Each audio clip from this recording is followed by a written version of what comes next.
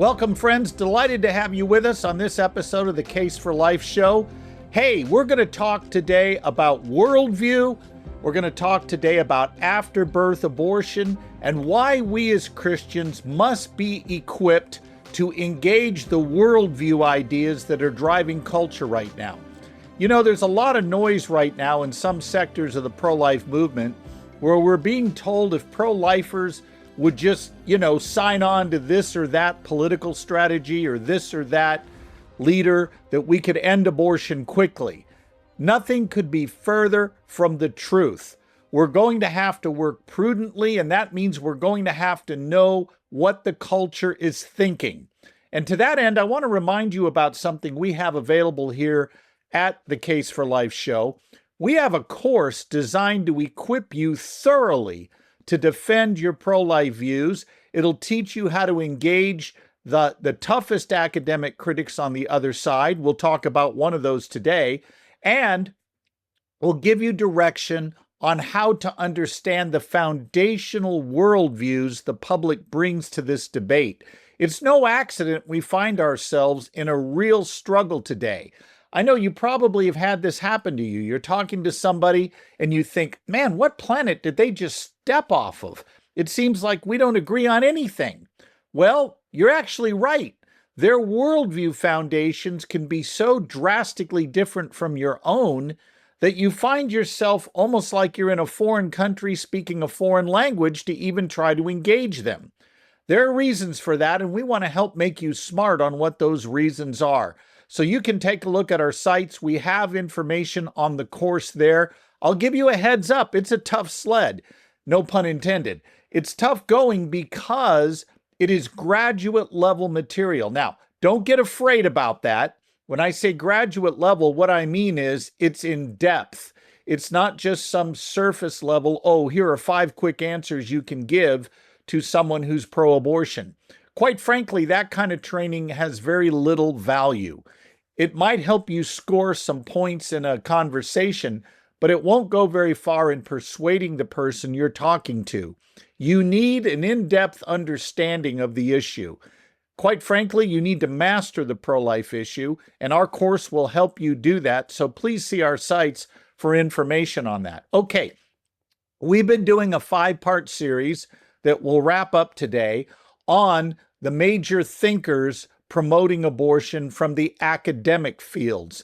We've looked at people like Michael Tooley, Kate Greasley, Peter Singer, and today we're going to look at 2 people who promote what is known as after-birth abortion. And primarily we're talking here about Giubilini and Minerva. Those names may ring a bell. You may have thought to yourself, wait a minute, I heard those names. Where did I hear them? Well, a little over a decade ago, they published a piece in a major academic journal arguing that abortion is only one half of the coin here. That really all of the arguments that are used to justify abortion work just as well to justify killing newborns.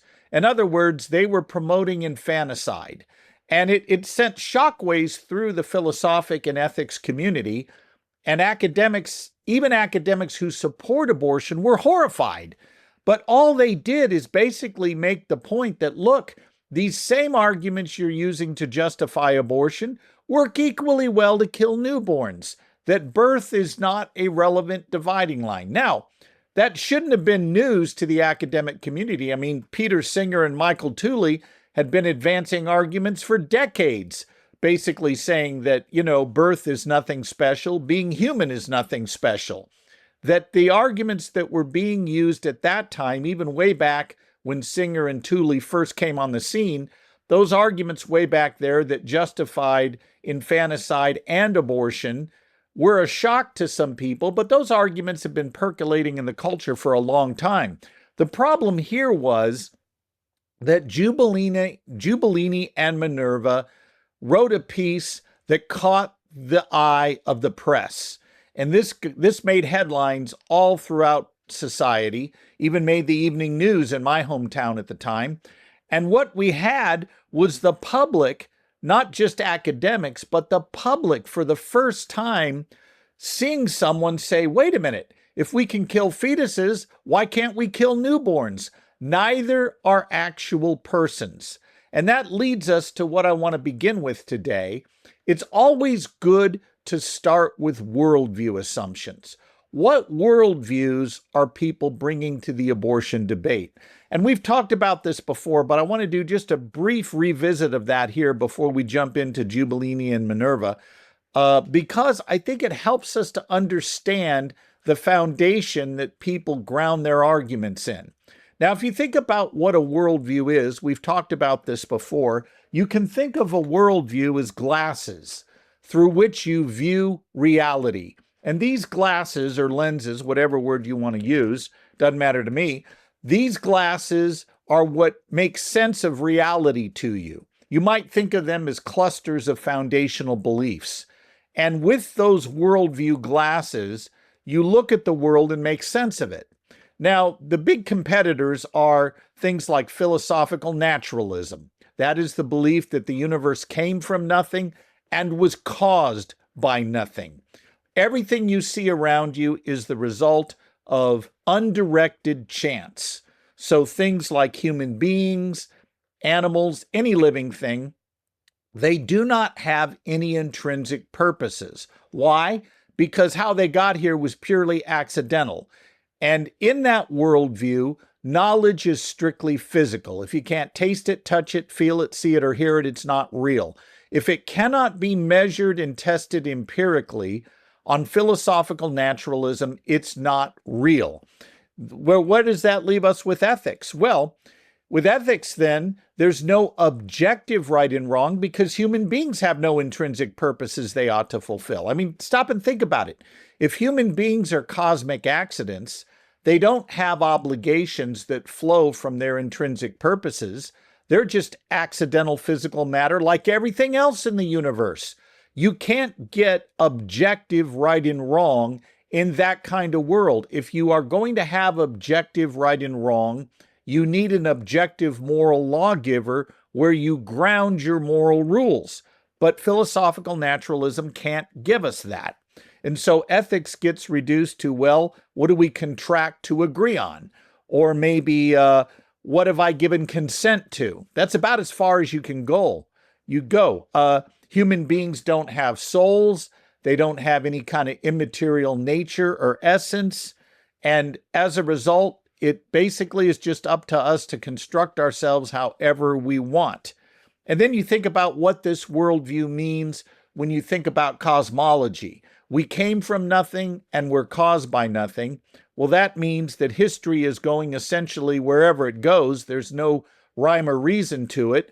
And when it's all over, we just die. That's it. No judgment, no giving an account for your life, no measurement against a standard you should have lived up to. You just die. Like everything else in the universe, you cease to exist. Death is final. That's it. Now, think about that worldview combined with this worldview that we also see today, the postmodern worldview. Now, the postmodern worldview says this: even if objective reality and truth existed, we could never get at it because we're trapped behind our own perceptions. We only see reality through the lenses of our own cultural or individual biases. That's it. We don't have any objective standard out there we can make contact with. Maybe it does, maybe it doesn't exist. On the postmodern worldview, it doesn't matter. That objective standard is out of our view because we're trapped behind our own filters, if you will, to use the modern vernacular. As a result, knowledge is simply what we talk about. We construct reality through our language, basically. By talking about it, we make reality. What's ultimately real can't be known because we are trapped behind our own biases. Now, where does that leave human beings? Well, on the naturalistic worldview, it leaves human beings as mere cosmic accidents. On the postmodern worldview, human beings are simply what we construct. I mean, think about the famous mystery passage in the Casey Supreme Court decision of 1992. And I'm going to summarize it here because it's word for word recitation is slipping my mind at the moment. But here's what it basically said. It basically said that every human individual has a right to determine for themselves the meaning of the universe, the mystery of human life, and our place in the universe. In other words, we construct the meaning of what it means to be human. It's not objective out there. We don't discover it. We create it, or if you will, construct it from place to place according to our own cultural beliefs and lenses. That's the reality of human nature. So there's no objective human nature. There's just what we construct about humans. That's the postmodern view. And you might be thinking, well, wait a minute, that's problematic right out of the gate. Yeah, it is. Because if human nature doesn't exist objectively, neither do the natural rights that spring from that human nature. Things like the right to life, the right to pursue happiness, and the things we see listed in the Declaration of Independence, for example. If human nature is not real and knowable, the natural rights that precede government also aren't real and knowable, and there's really no foundation for affirming them. Why do I bring all this up? Well, when people get outraged at people like, Giubilini and Minerva or someone else who suggests to us that killing newborns is really no different than killing fetuses because neither is an actual person, it's helpful to understand how someone could arrive at that case. Now, you would think someone that viewed human nature as being objective and real and knowable would say this: well, you're right that there's no essential difference between fetus and newborn, but the correct conclusion is not to say you can kill both. The correct conclusion is to say we ought to value both, that both are valuable by nature, and we should see it that way. But on a postmodern worldview where we construct reality, or on a philosophical naturalistic worldview where it's all accidental and there's no intrinsic purposes to anything, why not arrive at a conclusion that nothing that's living has intrinsic value? Why not kill both fetus and newborn if that fits your logical paradigm? So what Giubilini and Minerva are going to argue is essentially something that Peter Singer had argued before, and to some degree, I would say that Michael Tooley and Peter Singer did as well. The structure of their argument goes like this: fetus, newborn, doesn't matter. Neither is a person with a right to life. And the same arguments used to justify abortion justify killing newborns. In other words, the practice of infanticide. If you want to get to the nitty-gritty of the structure of their argument, it goes like this. Premise 1, neither fetus or newborn is an actual person. Rather, each is simply a potential person. Premise 2, only actual persons, not potential ones, have a right to life. Premise 3, to be a person with a right to life, you have to be someone who values your existence. And since fetuses and newborns don't, obviously, they don't count. Premise 4, fetus and newborns do not value their existence, thus they are potential persons, not actual ones. The fifth premise, the interests of actual persons always outweighs that of potential ones. And so there you go, fetus and newborn need not apply. The conclusion is, therefore, abortion and infanticide are both morally permissible because they don't involve killing actual persons. They involve only killing potential ones, and only actual ones have a right to life. Now, notice some common things here we've seen with Peter Singer and with Michael Tooley. For example, being human is not enough. That's not really sufficient to ground a right to life for you. So what would be what Giubilini and Minerva and Singer and Tooley would say. Being a member of the human species, having human DNA, as they might put it, is not sufficient to ground your right to life and make you an actual person. So their definition of personhood, notice three things they talk about.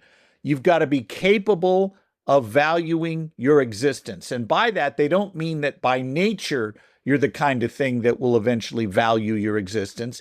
They mean you must be able to immediately exercise a desire to go on living, value your existence, that kind of thing. You must also have a desire not to be harmed. and you must be capable of immediately experiencing harm.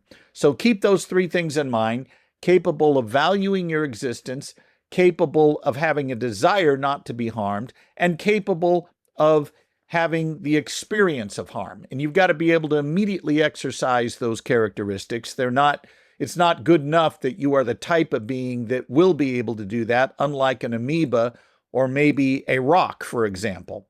All right, now, we've talked here about the mental continuity theory, and Giubilini and Minerva also hold to that view. The mental continuity view is the idea that there's no you there until you have memory connected cognitively to previous memories. That what really matters is not your biological identity, but your biographical identity. The mere fact there's a human organism present does not mean there's identity present. And this is an important thing to keep in mind, because when we talk the next time about David Boonin, we're going to have to remember this mental continuity view, because Boonin's going to take us a different direction altogether. But what Giubilini, Minerva, Singer, Tooley, and others who hold to the mental continuity view are asserting is that the real you is connected to your thoughts, your memories, the string of experiences you've had in the past, and in the future to your desire to go on living and not be harmed. Okay, that's the mental continuity view. So on their view, in order to be harmed, you've got to be able to experience harm. Now, right away, that should cause us to kind of scratch our heads. Couldn't I be harmed even if I don't know that I've been harmed? For example, think about this. If you cheat me out of an inheritance that I should be getting, I justly should receive that inheritance, but you cheat me out of it, but I never know of it, you might say, okay, I didn't experience the harm of being cheated out of that inheritance, but was I still wronged? Obviously. Or if you slit my throat while I'm sleeping or under anesthesia, I may not feel harm, but was I harmed? And I think the answer, of course, yes, I was.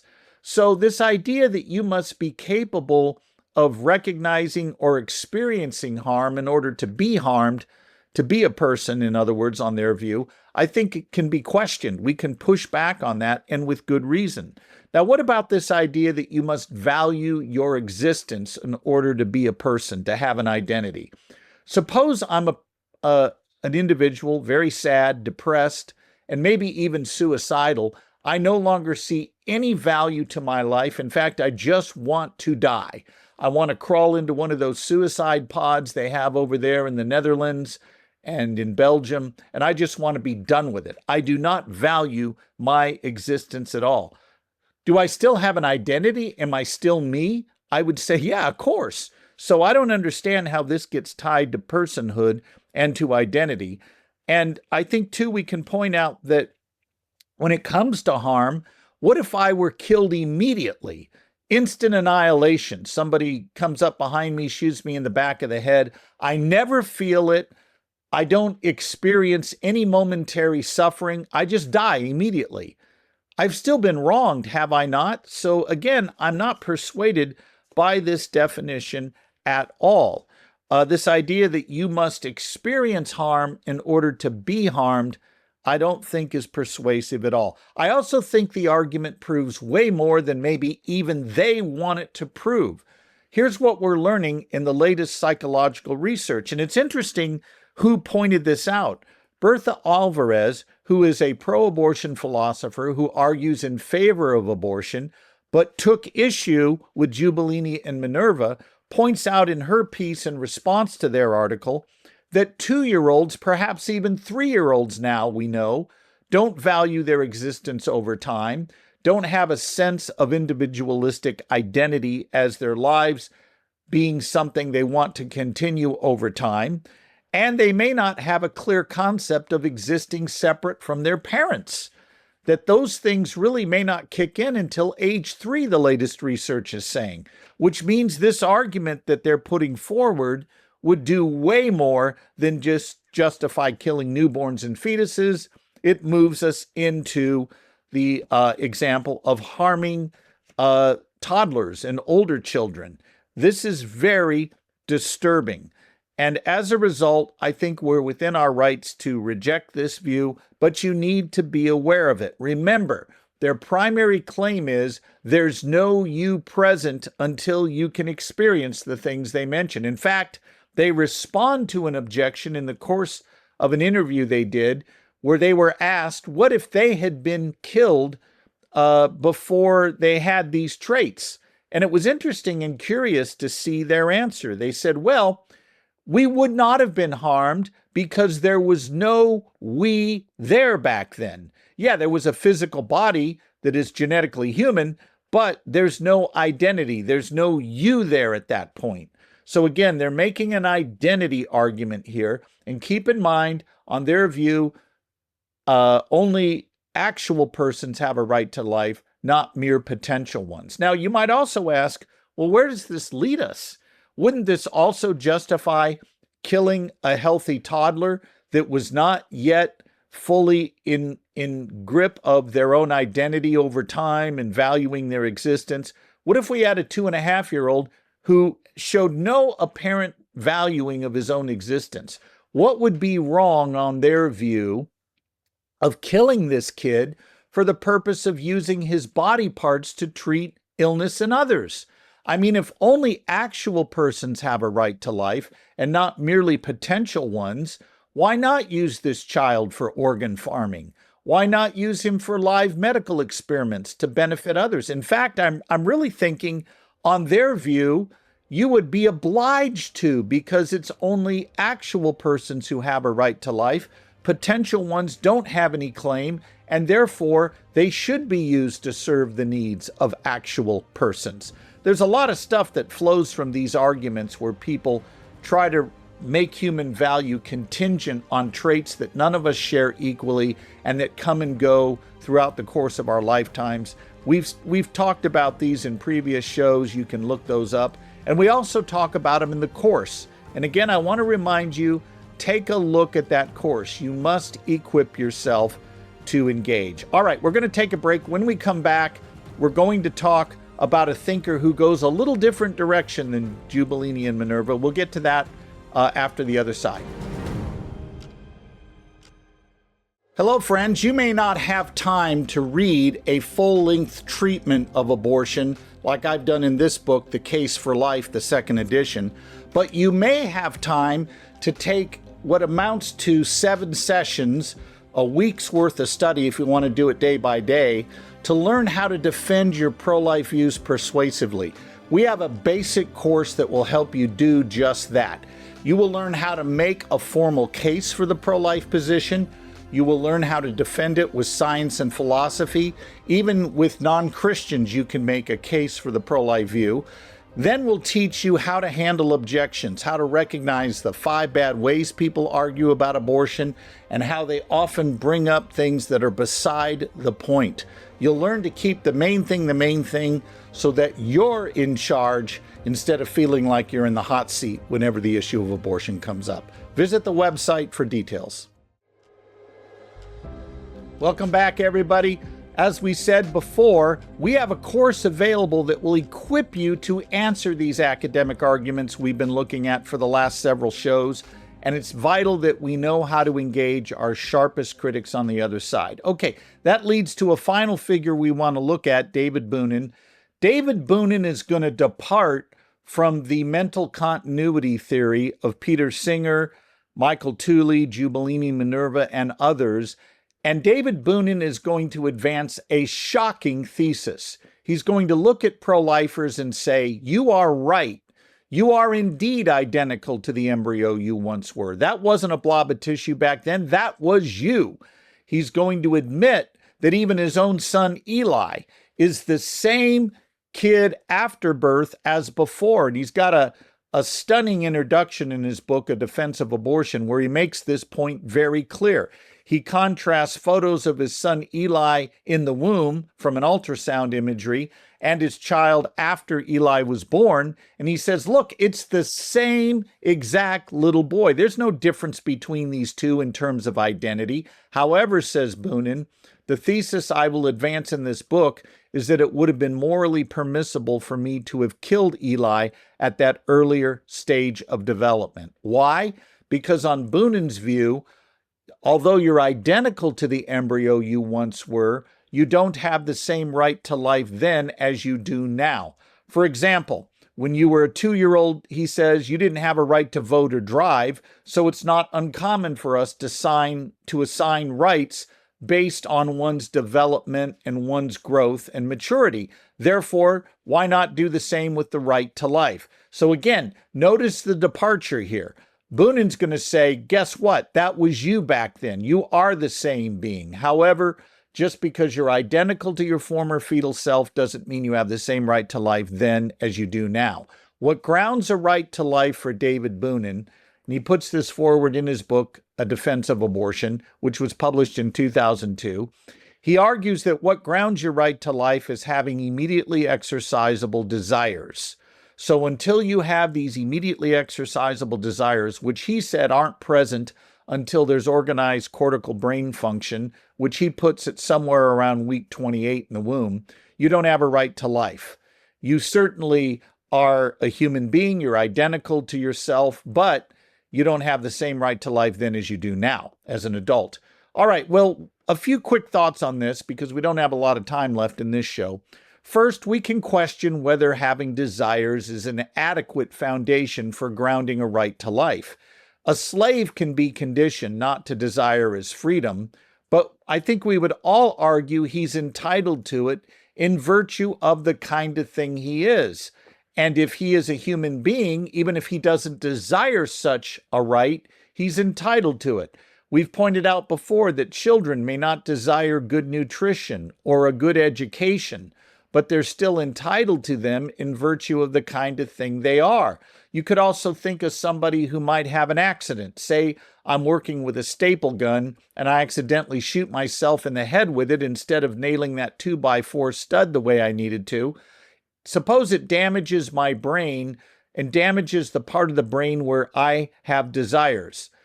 Does that mean I lose my right to life because I no longer desire anything due to that injury?